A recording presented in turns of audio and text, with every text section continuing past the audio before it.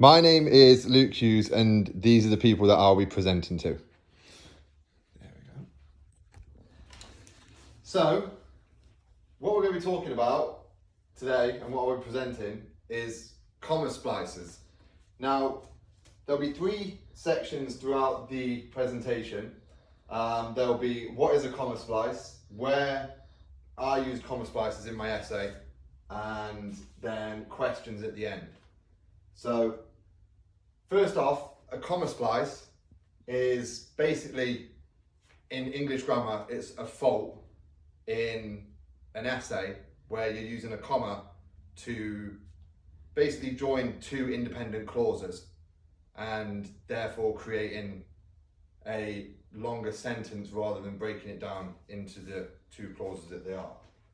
So in my essay that you guys have there as well,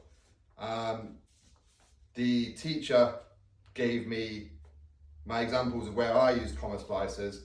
So the aim of this part of the presentation is to basically give you an insight into where I used them and what I did to amend them. So we'll start off with the first point, which is 20, which will be the first one. So the first comma splice was: we arrived at the hotel for what felt like a millisecond, comma, we dropped off our bags. So there it was just a simple period that avoided using the comma splice in that one there. And the same goes with the second one, which was point 24. Point 24 was, and flyers engulfed the city on every wall, comma, street light and store window there was, comma, it gave you the sense that it was something way bigger than what I had ever imagined. So where it says was, comma, it, again, similar with the first point, all that was needed was a period to break the comma splice. Then we move to point 28. Now, point 28 was: we arrived at what seemed to be a completely different world to the city that we were staying in, comma, decorations surrounded you and drew your eyes to so many different stalls. So that there, I think I just covered that point actually. Yeah, I think I just covered that point. So we'll go to point 31. So if you look at point 31, it says, enjoying one another's company and genuinely happy to be here, comma, I pointed out. So there it was, here I then pointed out. So I used a play on word instead of using a comma to avoid the comma splice in the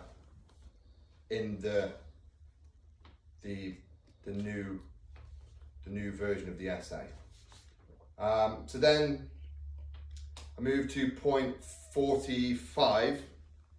Point 45 says that it's rare that you'll find a table here, comma, thank God you did. So there, that was just a simple grammatical error. All that needed to happen there was the comma to be taken out again to avoid the comma splice. There wasn't too much there to actually add to it. Again, like I say, it was just a matter of simply taking out the comma. Then we move to point 52. Point 52 said, I decided to go to the restroom on the other side of the pavilion, comma, I was gone for around 10 minutes. Again, here it was just a removal of the comma and a play on word, which was, so the fault was pavilion, comma, I, and then the new version of it was pavilion where I. So instead of using a comma splice, I was trading it for a play on word that basically just avoided the comma splice again.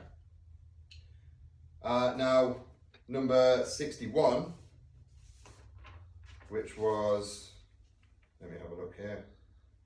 61 was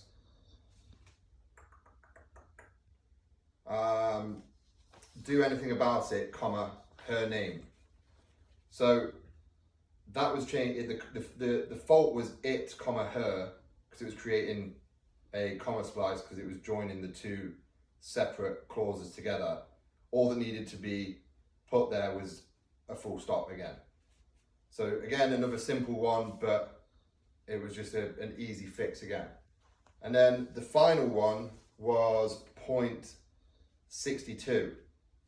So on that one, it was, the fault was Samantha, comma, I, where it needed to be a different phrase entirely, and it was Samantha and I automatically knew. So that there was a change of phrase, but it was removing the comma, so it wasn't joining two separate phrases, it was all just one clause throughout the structure.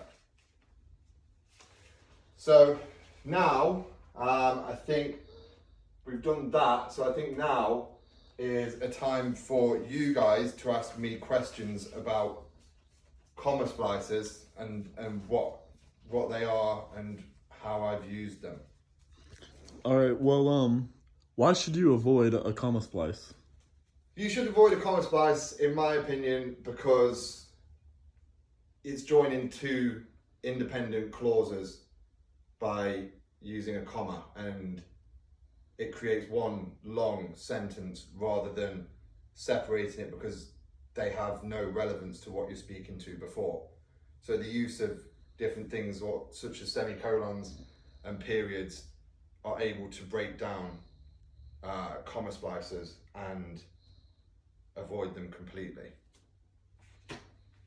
So, what exactly is a comma splice again?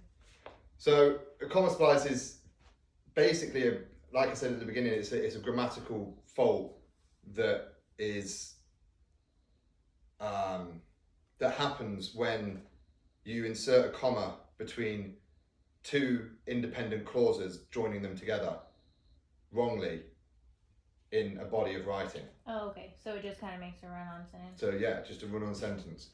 Okay. You got it. Well, good job.